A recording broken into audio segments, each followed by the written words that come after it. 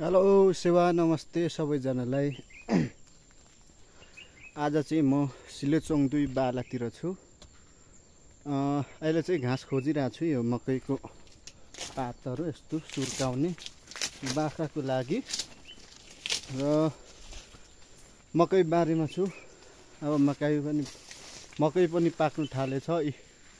यहाँ 2 घोगा निस्केको छ। माथि पनि यहाँ पनि 2 घोगे भएको छ। हाम्रो चाहिँ अलिकति मल नभएकोले गर्दा मकै खासै हुँदैन। अरूहरूको जतिको मकैहरू पाकिसकेको छ। यहाँ पनि 2 घोगा रहेछ। अलि हाम्रो चाहिँ फल्दैन भनौँ न। अरूको तुलनामा हाम्रो चाहिँ अलि मल छैन। त्यही भएकोले गर्दा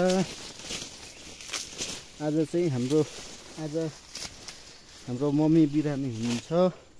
त्यही भएकोले गर्दा घरको कामदेखि लिएर सबै मैले गरिरहेको छु। बाख्रा सुँगुर यताउता गर्नु पर्या छ। के गर्नु हो, आफ्नो दुःख आफैसँग हुन्छ। तर रमाइलो लाग्छ। काम गर्नु त रमाइलो लाग्छ। त्यही पनि अलिकति मम्मी बिरामी भएको चाहिँ साह्रै नमजा लागिरहेको छ। कहिले निको हुनुहुन्छ त्यो त थाहा भएन।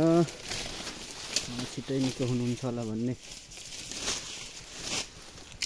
के भन्छ भगवानसँग प्रार्थना गरिरहेको छु। र के गर्नु त दुःख यस्तै छ। दुःख त के भन्नु, यो साधारण हो। गरेर खाने चिज दुःख के भन्नु। अलि दुःख चाहिँ मम्मी बिरामी भएको चाहिँ नमजा लागिरहेछ। त्यही छ जिन्दगी।